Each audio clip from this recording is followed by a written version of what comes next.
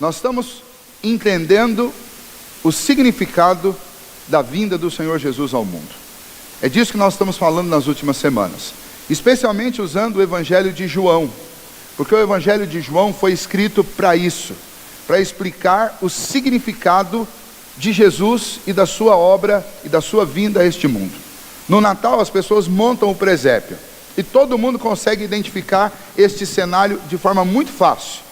Se você passar por algum lugar, mesmo que não seja época de Natal, mas você encontrar um presépio, um curral montado, com animais, com pessoas e um bebê colocado dentro do coxo, imediatamente você sabe do que aquele cenário está falando. Mas será que você sabe mesmo a respeito desse cenário? Será que você sabe o que ele significa? Será que você sabe qual é a obra do Senhor Jesus? Nós temos um mal na vida, aliás, vários. Mas um dos grandes males da nossa vida é o mal de acharmos que nós sabemos as coisas quando nós na realidade não sabemos. E fatalmente a gente descobre isso quando volta e meia os filhos da gente chegam para nós e dizem assim: pai, qual o significado de determinada palavra?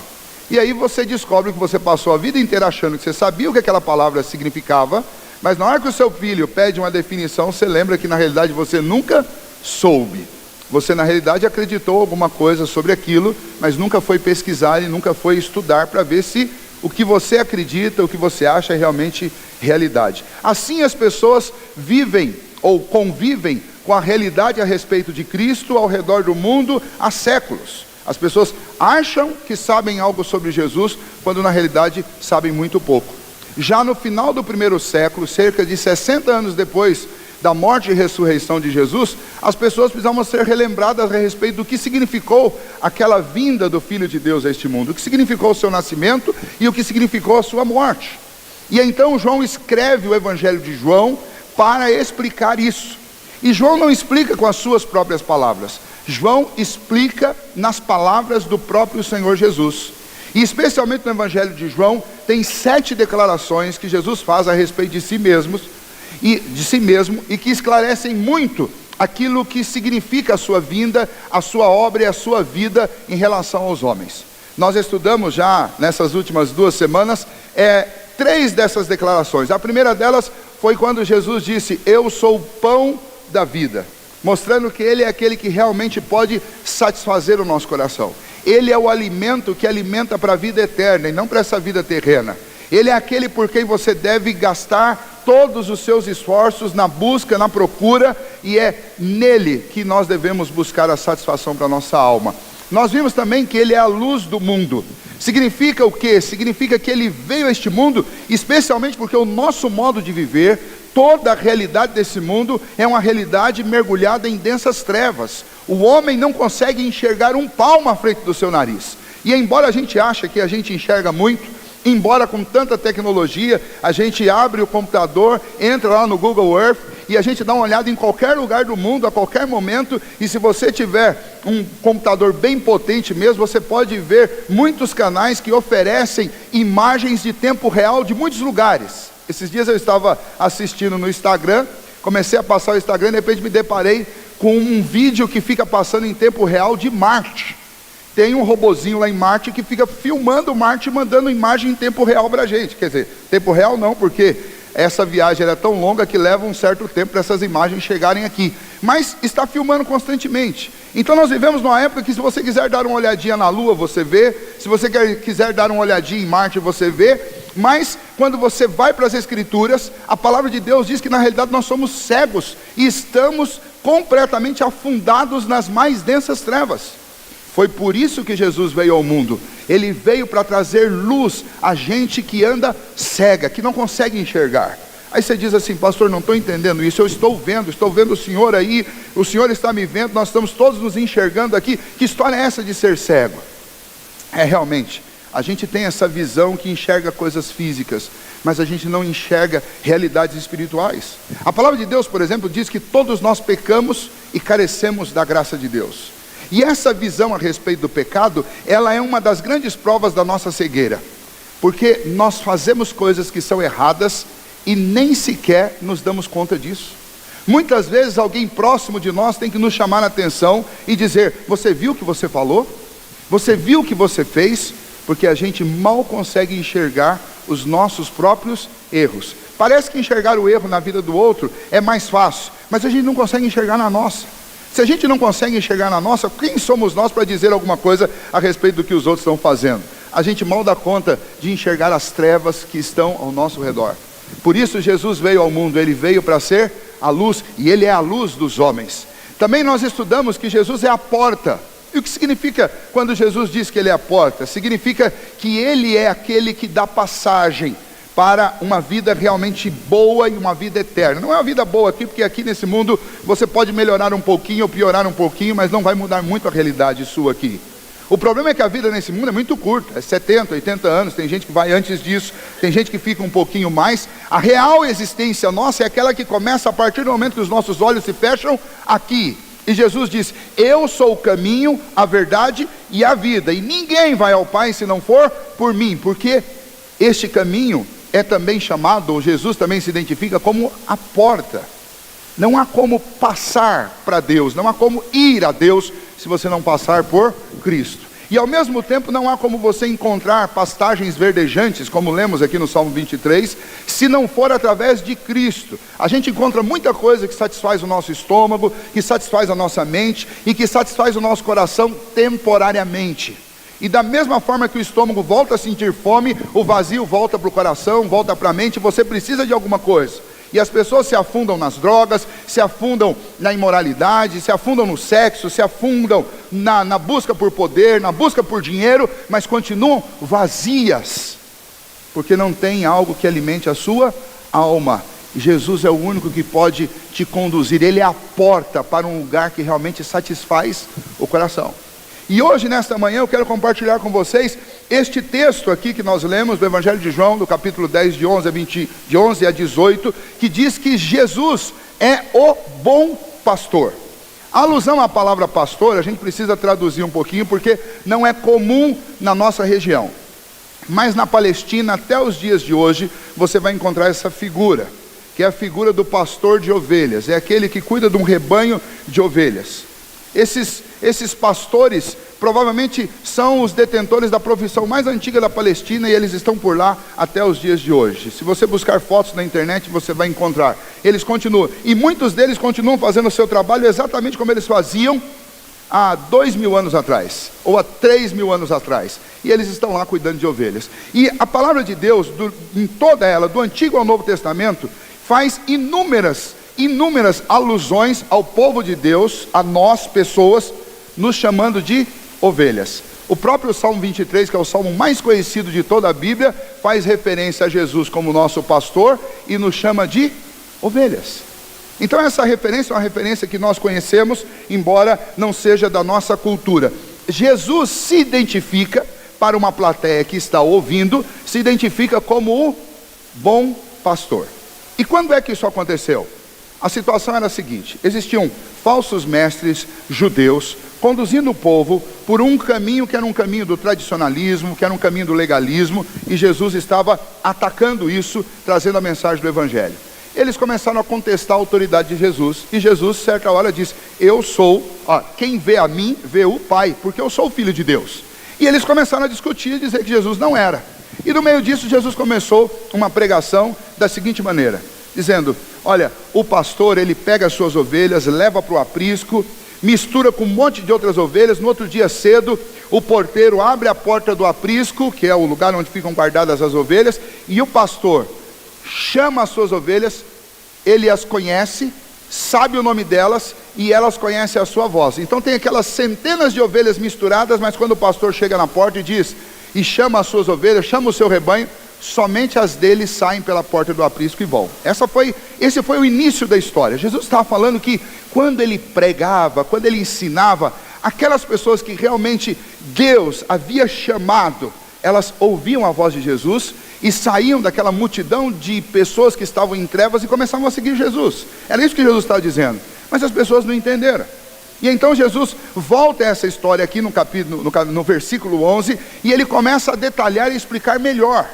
E agora ele não simplesmente se chama de pastor, mas ele diz que ele é o bom pastor. Falar que Jesus é bom é uma redundância tão grande que é a mesma coisa de dizer Jesus é Deus. É redundante. dizer que Jesus é bom também é redundante, porque se ele é Deus, ele é perfeita e absolutamente bom. Ele é perfeito e absolutamente bom. E então, esse bom pastor, ele vai dar as suas credenciais, fazendo 4 afirmações a respeito de si mesmo, e essas 4 afirmações devem ser lembradas especialmente nessa época do Natal, ou em qualquer época da sua vida, porque essas 4 declarações dão um significado do porquê que Jesus veio ao mundo. Jesus veio não só porque ele é o pão, ele veio não só porque ele é a luz, ele veio não só porque ele é a porta, mas ele veio porque ele é o bom pastor. O que fazia de um pastor um bom pastor? Bom, em primeiro lugar, o que fazia de um pastor um bom pastor era o fato desse pastor estar disposto a dar a sua própria vida em defesa das suas ovelhas. E vejam o que Jesus diz a respeito do pastoreio dele. Se você observar os versículos desses que nós lemos, o 11, o 15, o 17 e o 18. Nesses versículos que nós lemos, pelo menos 4 vezes, Jesus afirma que ele dá a sua vida pelas ovelhas. Olha o que ele diz no versículo 11: eu sou o bom pastor dá a vida pelas ovelhas. No versículo 15: assim como o Pai me conhece a mim, eu conheço o Pai e dou a minha vida pelas ovelhas. Versículo 17: por isso o Pai me ama, porque eu dou a minha vida para reassumir. Versículo 18: ninguém tira a vida de mim, pelo contrário, eu espontaneamente a dou. Tenho autoridade para entregar e também para reavê-la. Mas nas 4 ocasiões, Jesus está dizendo: eu sou bom pastor porque eu dou a minha vida pelas ovelhas. Isso é fundamental no nosso relacionamento com Jesus, porque a gente precisa entender que a missão de Cristo nesse mundo, e esse é o significado do Natal, quando Jesus nasceu lá em Belém, Jesus não nasceu para ser um marco histórico, apenas para que as pessoas relembrassem. Jesus não nasceu para ser um guru, não é isso que Jesus é. Jesus não nasceu para ser um mártir, não foi para isso que Jesus nasceu, até porque ele não foi mártir, porque não tiraram a vida dele. Ele mesmo diz: a vida que eu dou, eu a dou, a minha vida eu a dou pelas ovelhas. Ninguém pode tirar a vida de Cristo, a não ser que Cristo mesmo se entregue. Ninguém poderia fazer isso. E Jesus diz: a minha vida eu dou pelas ovelhas. Ele é o bom pastor, por quê? Porque ele veio aqui pagar uma conta que nenhum de nós poderia pagar. A Bíblia diz que o salário do pecado, desde uma simples desobediência já na infância, ou um ato daqueles de maior gravidade que você puder imaginar, todos os nossos atos que contrariam a lei de Deus, ou a lei civil do nosso país, ou que quebram relacionamentos, ou que ofendem pessoas, ou que não demonstram amor ao próximo, cada uma dessas ações nossas, ou palavras, ou sentimentos, ou pensamentos, são pecados. E a Bíblia diz que o salário do pecado é a morte. E uma vez que nós vamos acumulando a nossa vida de pecados, de desobediências, de ataques, de ofensas, ao longo de toda a história, a nossa vida vai se acumulando de culpa e de pecado, de tal maneira que nós não temos como pagar essa dívida. E aliás, nós somos descendentes de um único casal, Adão e Eva, e eles pecaram, e Deus amaldiçoou-os por causa disso, quando Deus disse: se vocês pecarem, vocês certamente morrerão. E eles pecaram, e o salário do pecado é a morte. E então o homem passou a enfrentar a morte. E todos os descendentes de Adão e Eva já nascem cumulados de culpa do próprio pecado original. E por causa dessa culpa e desse pecado, todos nós estamos condenados à morte. E Jesus disse: eu sou o bom pastor porque eu vim aqui para dar a minha vida no lugar da vida de vocês. Ou seja, é esse pastor que enxerga você na sua real condição e percebe que você está perdido.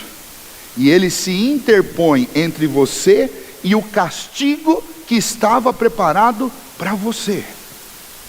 Por isso que ele diz: eu sou o bom pastor, porque eu não apenas cuido das ovelhas, eu entrego a minha vida para que elas não tenham que entregar a delas.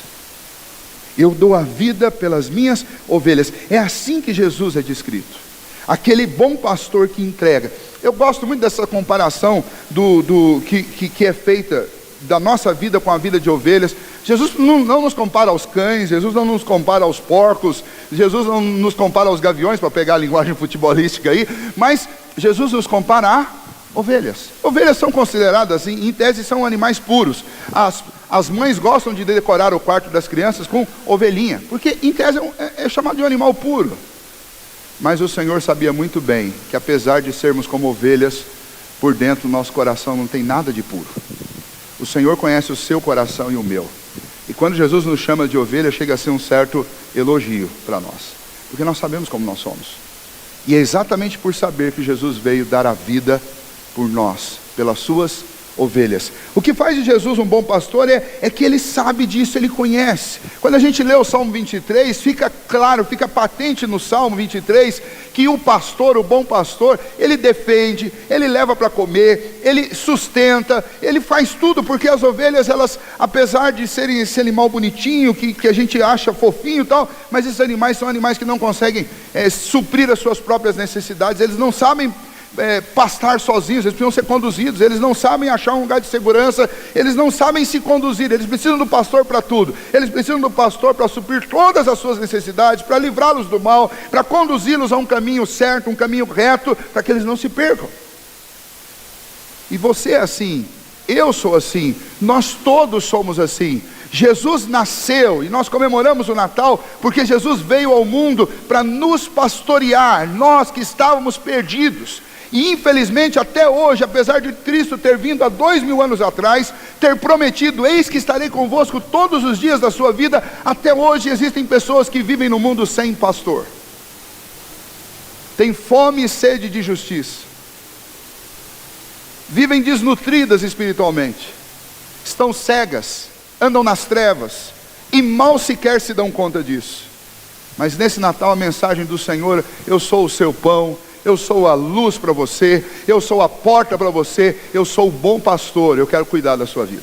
É isso que o Natal significa, é Deus olhando do céu para a nossa miséria e nos socorrendo, e mandando para nós um socorro divino para a nossa salvação. John Wesley dizia que ovelhas são animais propensos a se perderem. Por isso que nós precisamos de um bom pastor. Porque se você largar uma ovelha no melhor situação do mundo, no lugar mais claro, no caminho mais reto, no lugar mais seguro, ainda assim elas vão se perder.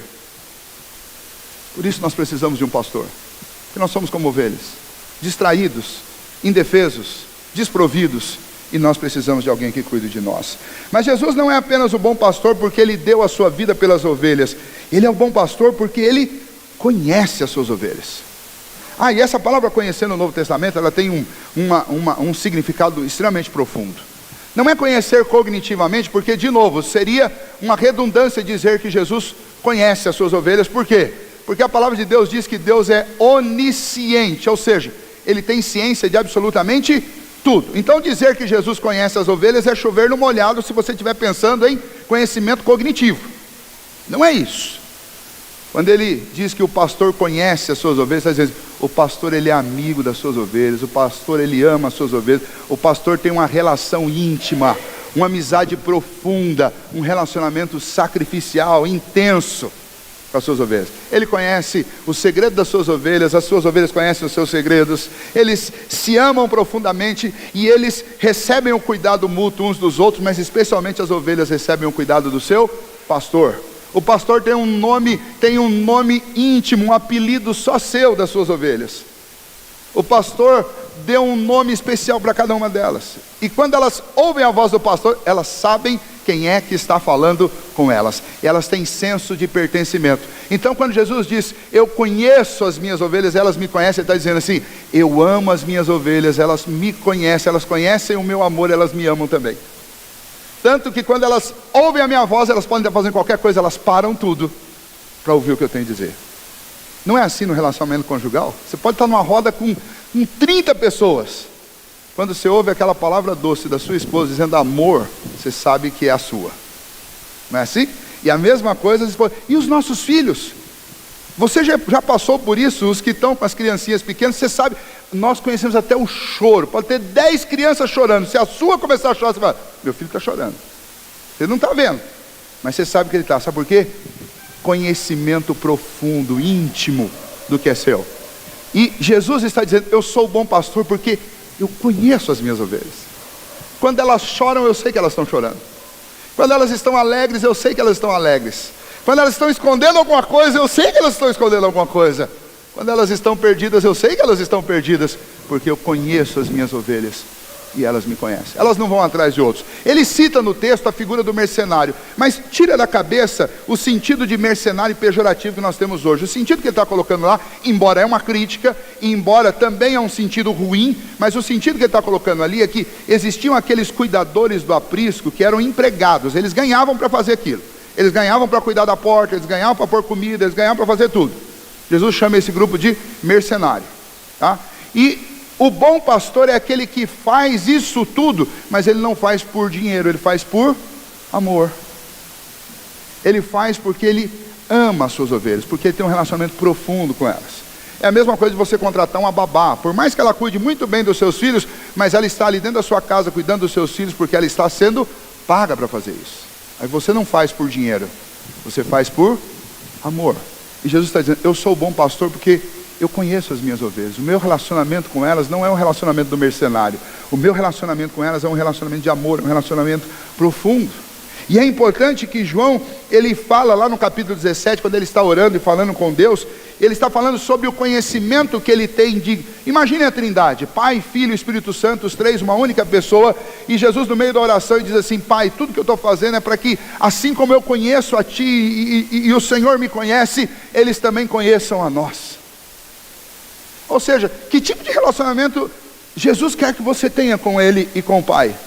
Um relacionamento tão profundo e tão intenso como o próprio relacionamento da Trindade, Pai, Filho e Espírito Santo. Foi por isso que Jesus veio a este mundo, foi por isso que Ele morreu na cruz, para tornar você parte da família de Deus, para trazer você para dentro do aprisco do Senhor. Versículo 3 do capítulo 17 diz, e a vida eterna é esta, que te conheçam a Ti, o único Deus verdadeiro, e a Jesus Cristo, a quem enviaste para ser o bom pastor, para dar a vida pelas suas ovelhas. Mas Jesus também é conhecido como bom pastor, não apenas porque Ele dá a vida pelas ovelhas, não apenas porque Ele conhece as ovelhas, mas porque Ele acolhe outras ovelhas, mesmo as que não são dele. É interessante que quando Jesus disse isso, havia uma séria contenda entre judeus, lá na Palestina, que eram os detentores dos oráculos de Deus do Antigo Testamento, mas também existiam lá os gentios que se tornaram prosélitos da fé dos judeus. Mas os judeus os consideravam gente de segunda classe, porque eles não foram circuncidados na infância, não receberam o que nós hoje fazemos como o batismo na infância, o selo da aliança com Deus. Eles não tinham isso, e então os próprios judeus tinham preconceito em relação a eles, e diziam que eles estavam de fora. Mas Jesus, quando pregava o Evangelho, Jesus dizia que Ele veio para as suas ovelhas, mas Ele também tinha ovelhas em outro aprisco. Nessa situação específica, Jesus estava falando de nós, que não somos judeus.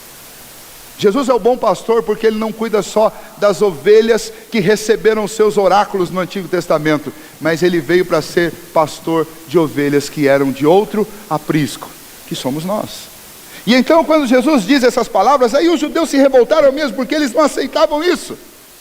E é interessante que em todo o Novo Testamento, o próprio apóstolo Paulo vai lidar severamente com esse assunto, porque essa divisão entre judeus e não judeus, ela continua até o dia de hoje. E os judeus especialmente rejeitaram Jesus por causa desse amor que Jesus demonstrava aos não judeus, e eles não aceitaram.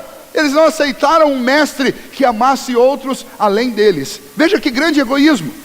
E muitas vezes hoje o que as religiões fazem no nosso cenário, às vezes é isso. As próprias religiões, elas brigam entre si porque elas não se aceitam.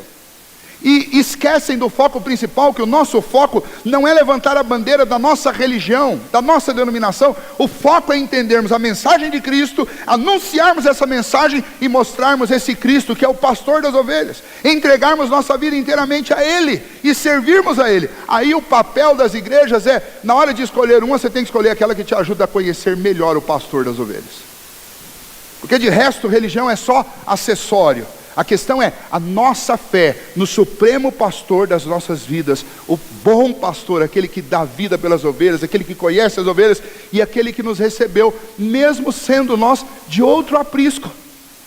O apóstolo Paulo, falando sobre isso, lá na carta aos Efésios, no capítulo 2, ele diz: portanto, lembrai-vos de que outrora vós, gentios ou os não judeus, chamados incircuncisão, por aqueles que se intitulam circuncisos, na carne, por mãos humanas, naquele tempo, estáveis sem Cristo, antes do nascimento de Jesus, separados da comunidade de Israel, do povo de Deus, estranhos à aliança da promessa, não tendo esperança e vivendo sem Deus no mundo. Mas agora, em Cristo Jesus, o bom pastor, que aqueles que estavam longe foram aproximados pelo sangue de Jesus, porque Ele é a nossa paz, o qual de ambos os povos fez um, e tendo derrubado as paredes da separação que estava no meio, a inimizade, aboliu na sua carne a lei dos mandamentos na forma de ordenanças, para que dos dois criassem em si mesmo um novo homem, fazendo a paz, e reconciliasse ambos em um só corpo com Deus, por intermédio da cruz, destruindo por ela a inimizade. E vindo evangelizou paz a vós outros que estáveis longe, e paz também aos que estavam perto, porque por ele ambos temos acesso ao Pai em um Espírito. Assim já não sois estrangeiros nem peregrinos, mas concidadãos dos santos, e sois da família de Deus, edificados sobre o fundamento dos apóstolos e profetas, sendo Ele mesmo, Jesus Cristo, a pedra angular, no qual todo edifício bem ajustado cresce para santuário dedicado ao Senhor, no qual também vós juntamente estáis sendo edificados para a habitação de Deus no seu Espírito. Veja que declaração maravilhosa de Paulo, como ele entendeu isso. Jesus Cristo veio para nos fazer um só rebanho, um só povo, um só reino. E essa é a nossa militância sobre este mundo, é a militância de ovelhas seguindo o seu pastor, e é Ele que nós seguimos. Não são as tradições, não são os cerimoniais, mas é Cristo, porque Ele é o bom pastor, foi Ele que deu a vida, e não apenas pelas ovelhas daquele aprisco, daquele momento, mas Ele deu a vida por todas aquelas ovelhas que ao longo da história, em qualquer lugar desse mundo, crescem nele de todo o coração. Jesus disse: quem crer em mim será salvo. Por outro lado, quem não crer já está condenado, porque se Ele é o único caminho, quem não crer nele automaticamente não tem caminho. Jesus é o bom pastor, porque Ele é aquele pastor que acolhe as ovelhas de longe, como nós. E por último, Jesus termina isso de uma forma tão extraordinária, essa declaração, mas ao mesmo tempo isso gerou uma celeuma tão grande, e é provavelmente por causa dessa declaração que os judeus começaram a tramar a morte de Jesus. Jesus, voltando a falar que Ele dava vida pelas ovelhas, Ele disse: eu não só dou a vida pelas ovelhas, mas eu reavejo a vida, eu readmito a minha vida, eu tomo minha vida de novo. Em outras palavras, Jesus está dizendo: eu morro e eu ressuscito. E quando Jesus disse isso, os judeus que eram tradicionais, radicais, ouvindo aquilo, eles colocaram a mão no ouvido e saíram gritando: ele está endemoniado. Já imaginou o que é isso? Já imaginou o Filho de Deus, a quem nós adoramos, a quem nós celebramos? Você imaginou que o povo da época dele teve coragem de dizer que ele estava endemoniado, porque ele disse que ele era capaz de ressurgir? E aí essa briga de forma escancarada começou, culminando com a morte de Cristo, com a crucificação dele na cruz. Mas vamos pegar a declaração de Jesus. Por que Jesus é o bom pastor? Ele é o bom pastor porque mesmo que ele tenha morrido, ele ressurgiu para cuidar de mim e de você. Já imaginou que pastor é esse? Esse pastor não vai embora, esse pastor não morre, esse pastor não abandona, esse pastor não deixa, esse pastor não fica longe, esse pastor é sempre presente. Lá no finalzinho do Evangelho de João, ele chega para as suas ovelhas e diz: eu vou para o Pai. Mas ele também diz: mas eu estarei com vocês todos os dias até a consumação dos séculos. E você pergunta assim: mas o que Jesus quer dizer com a minha vida eu dou, espontaneamente a dou, e depois eu retomo a minha vida? Você precisa lembrar lá do começo da Bíblia, no livro de Gênesis, no capítulo 1, você tem o verbo de Deus criando todas as coisas, dizendo: haja luz, e a luz veio à existência. Não existia luz, mas nada pode resistir ao poder da palavra do Senhor Jesus. Quando Ele diz uma coisa, mesmo que essa coisa não exista, ela vem à existência. Por quê? Porque Jesus tem todo o poder. A Bíblia diz que Deus é onipotente. Então lá em Gênesis 1, Deus chamou do nada à existência todas as coisas. Deus disse: haja luz, e a luz apareceu. Antes que existisse o sol e antes que existe qualquer estrela, Deus fez a luz. E a luz é anterior aos astros que emanam essa luz. Mas antes de considerarmos ainda sobre essas coisas, você deve seguir no versículo 3, Jesus diz: haja separação entre águas e águas. Já imaginou o que é isso? De repente começaram a eclodir nuvens no céu, e aquele mar, imagine aquele mar de água foi assentando e foi feito um ajuntamento sobre a terra, e de repente o Senhor diz: apareça uma porção seca, e o mar e as águas recuam. Ontem você deve ter enfrentado uma grande tempestade aqui em Itapeva, graças a Deus, porque os últimos 3 dias parece que isso daqui se tornou uma fornalha. E na hora da tempestade, embora ela traz refrigério, ela também causa medo. Quem é que consegue conter o poder da água? Alguém consegue? Ninguém consegue. Mas Jesus disse: haja separação entre águas e águas, e com uma palavra da sua boca foi criada uma porção de água que fica no alto do firmamento, e uma outra porção de água que fica sentada aqui. Deus estabeleceu limites para o mar, que são limites impossíveis de serem entendidos. Como é que essa água toda não avança para cima da terra? Porque o Senhor fez isso. O Senhor estabeleceu essas coisas com o poder da sua palavra. Agora pense bem, aí Jesus Cristo, que está dando a sua vida pelas suas ovelhas, preso, amarrado, uma coroa de espinhos sobre a cabeça, Pôncio Pilatos chega e fala assim: diga alguma coisa em sua defesa, porque eu tenho o poder de te livrar da morte. E Jesus olha para ele lá no Evangelho de João, capítulo 19, versículo 11, e diz: a minha vida eu a dou espontaneamente, ninguém tira de mim. A autoridade que você tem foi dada do céu. Ou seja, você vai tirar a minha vida porque eu quero que você tire, porque senão você não tira. Quando Jesus disse: eu sou o bom pastor, eu dou a vida pelas minhas ovelhas, e eu retomo a minha vida, ele está dizendo: eu tenho poder sobre vida e morte. Sabe por quê que eu quero ser pastoreado por Jesus? Porque eu quero um pastor que tenha poder sobre vida e morte. Porque a morte coloca medo no coração de todos os homens. Eu não quero que a minha existência termine num túmulo, num cemitério. Eu quero ter uma existência eterna. E o único jeito de ter uma existência eterna é sendo pastoreado por aquele que tem poder sobre a vida e sobre a morte. Você não quer morrer? É inevitável que nós passemos pela morte. Mas você quer viver? Há um caminho para viver. E o caminho para viver é Jesus. Ele é o bom pastor. E o bom pastor te conduz por essa terra, mas te conduz também pela eternidade. Porque ele tem poder sobre a vida e sobre a morte. Eu não sei se você ainda vive longe de Jesus, ou se você ainda não se rendeu a esse pastor. Mas nessa manhã e nesse Natal eu queria que você considerasse isso. Por que Jesus nasceu? Por que Jesus viveu? Por que Jesus morreu? O que significa isso? Significa que ele decidiu, Filho de Deus, decidiu ser o pastor da nossa vida. Decidiu cuidar de nós. Pagou o preço por isso. Nos ama, nos conhece. Nos acolheu, mesmo sendo de longe. E ele tem poder sobre a vida e a morte. Para te conduzir aqui e para te conduzir além da morte. Porque ele é eterno. E ele diz: quem crê em mim, ainda que esteja morto, viverá. Eu vim para que vocês tenham vida e a tenham em abundância. É por isso que eu sigo Jesus. Porque ele me dá a certeza da vida além da morte. Você também precisa desse pastor. E o Natal significa isso. Significa um pastor concedendo vida para as suas ovelhas além da morte.